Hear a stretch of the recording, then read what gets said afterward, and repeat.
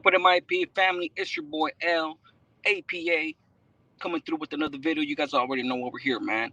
Trying to dissuade youngsters from going into the system and reoffenders, just dropping a little bit of knowledge to remind them that that's not the life, man. Don't forget that. And as you could tell by the good old caption, that thumbnail, that uña, right? My time with Mexican Mafia member Popeye from Harpys. I had done this video a very long time ago. I'm trying to add a few more details to this one.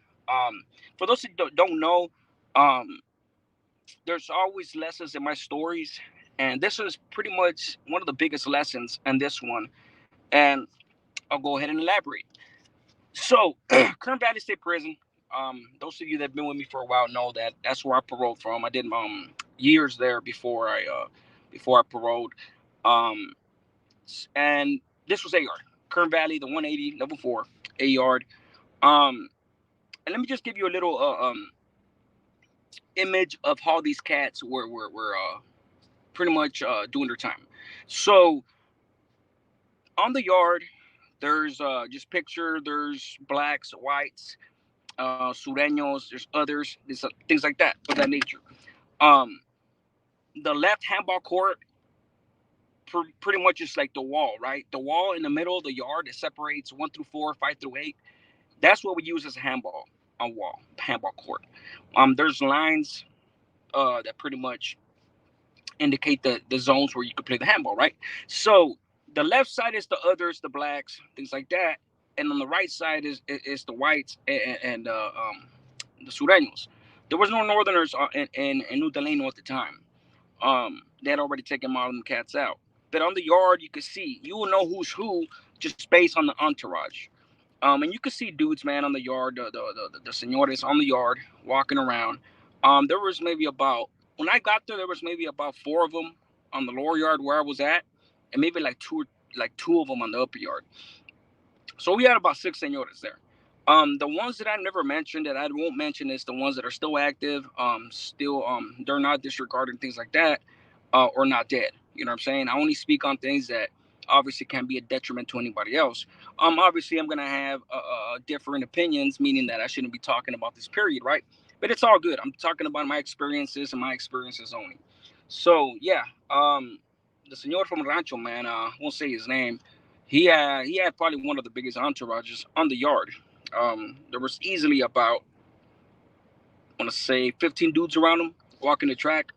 You know, he was either right in the front or like 2 dudes in front of him. He was right behind them talking to whoever he was talking to. 2 dudes on the side, and the rest of the crowd was behind them. One little ball homeboys, and then it was a norm. It was a normal thing. Nobody really thought nothing of it. It was a normal to us. Obviously, you guys know. I went into the system uh about, I want to say, almost 9 years. Nah, like 8 years. Um, while these dudes, eight of my years, these dudes were still slammed down. They were warehousing the shoe, and the rest of my time, um, they were on the yard.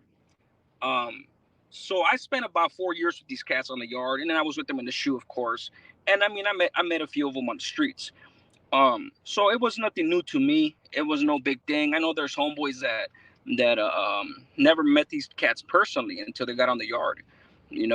Before that, they were unreachable damn near. You had to go to the shoe. You know what I'm saying, or communicate through three-way avenues. And as a result, it was hard to get palabra here, there. Things used to take time. When cell phones were introduced, of course, that made it a little faster. But now you have these cats on the yard. And I'll do another video as far as how that was like. But I was a law library clerk. I was a law library clerk. I was in the law library. That's how I met Popeye from Harpys. Um, he was in the upper yard. He was in 5 block at the time, and it was me and a homie from Pacas and an Asian.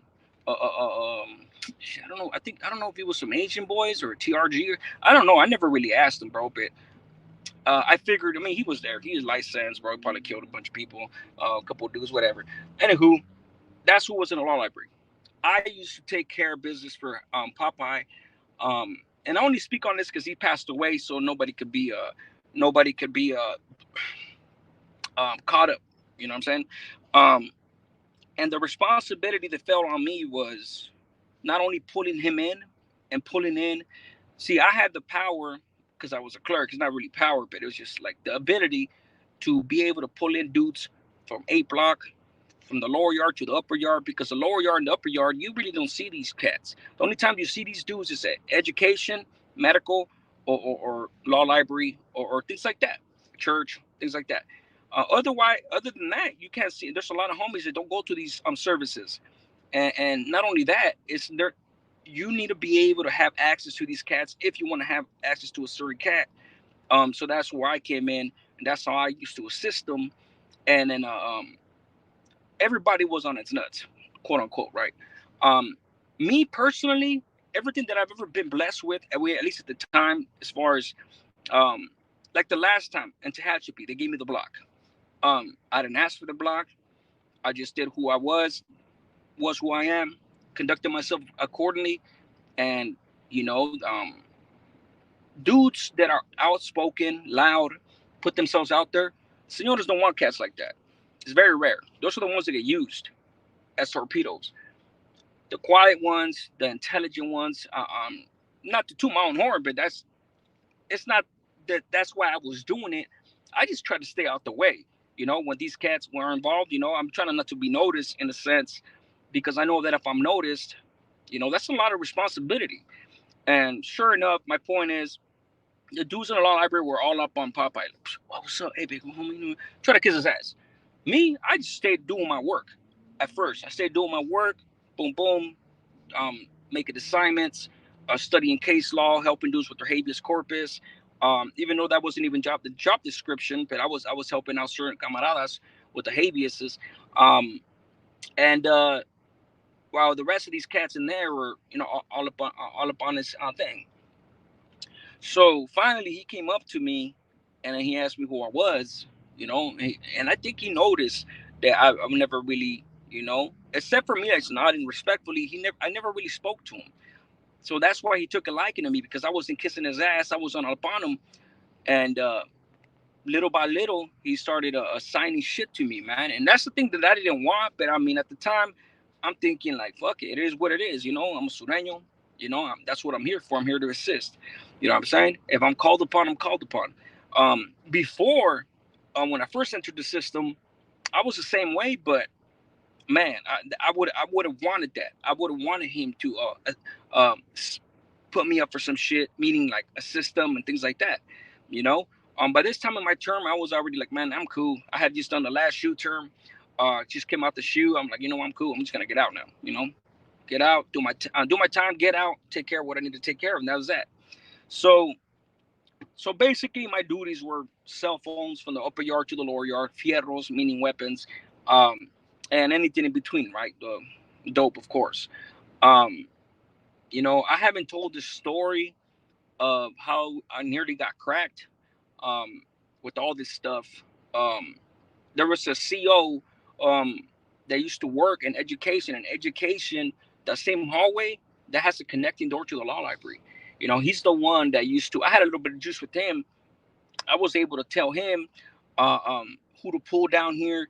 See, because you make a list as a clerk, you make a list. You schedule dudes to go in. Like Popeye used to go in at every single week on the same day with the same individuals that he was talking to in the lower yard, pretty much his team. Um, and he pretty much left that to me to make sure I called this dude in.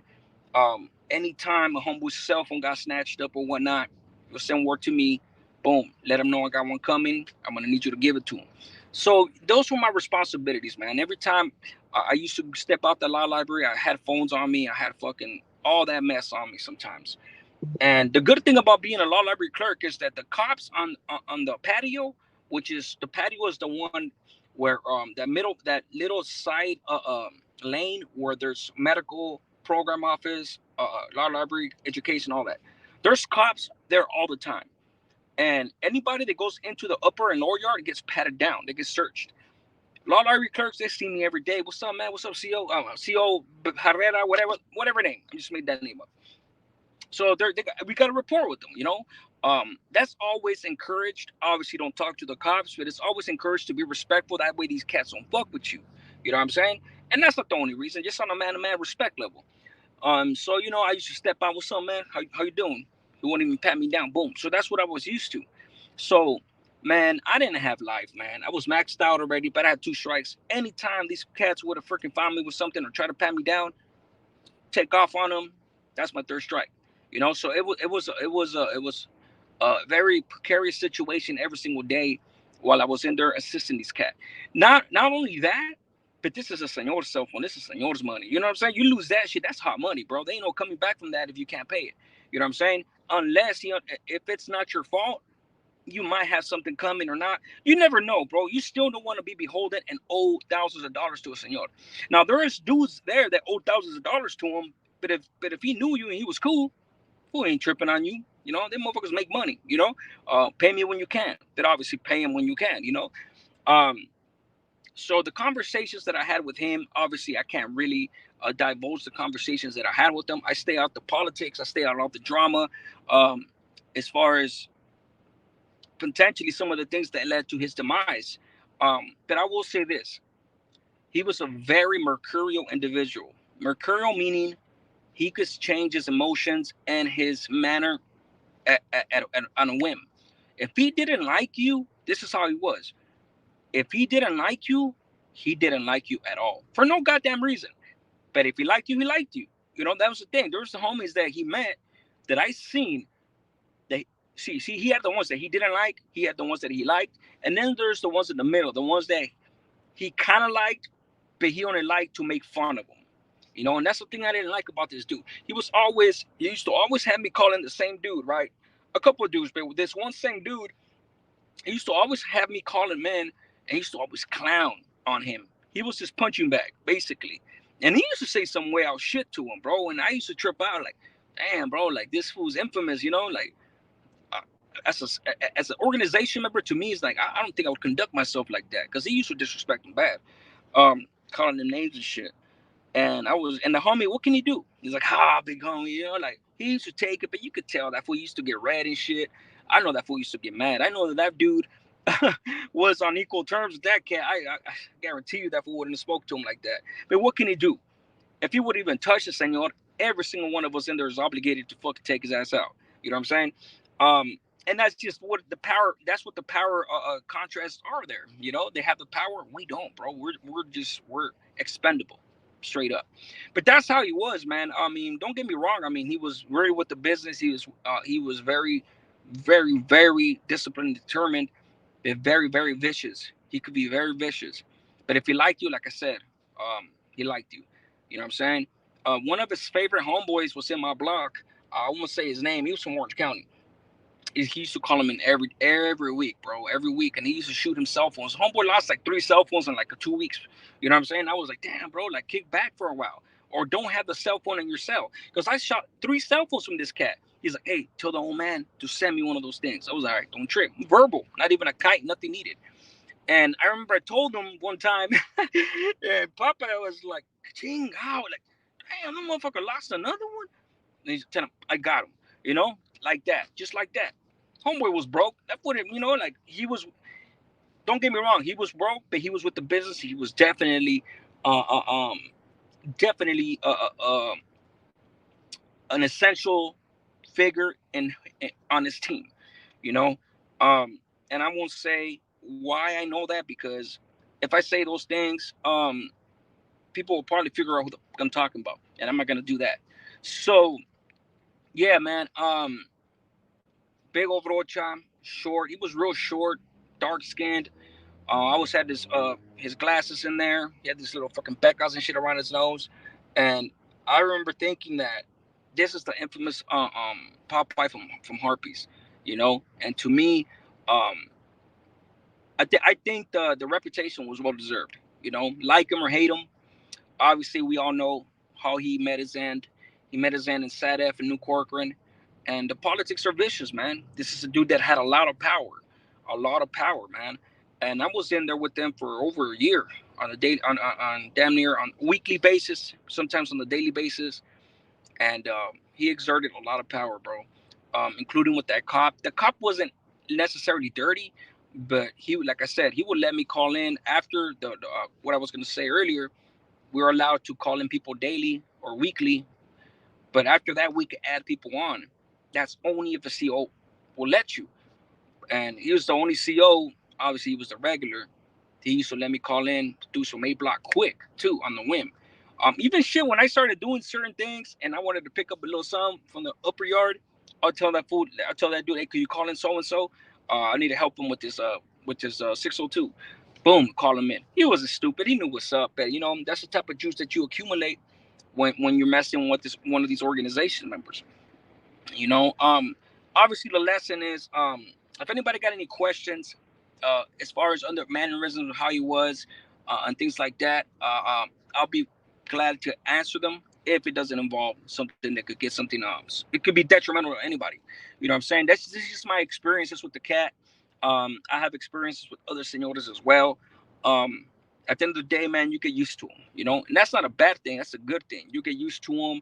They're human beings, and a lot of them are righteous, man. A lot of them are good people, and a lot of them are very vicious. But that's just the nature of the game. Power corrupts, and absolute power corrupts absolutely, man. That's just what it is.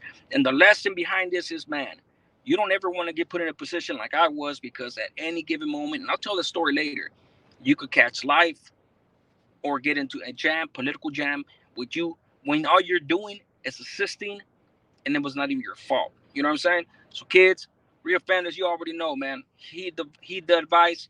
With that being said, one life saved is one life blessed. A smart man learns from his mistakes, but a wise man learns from other people's mistakes. APA, I'm out. Hit the like, hit the subscribe, man.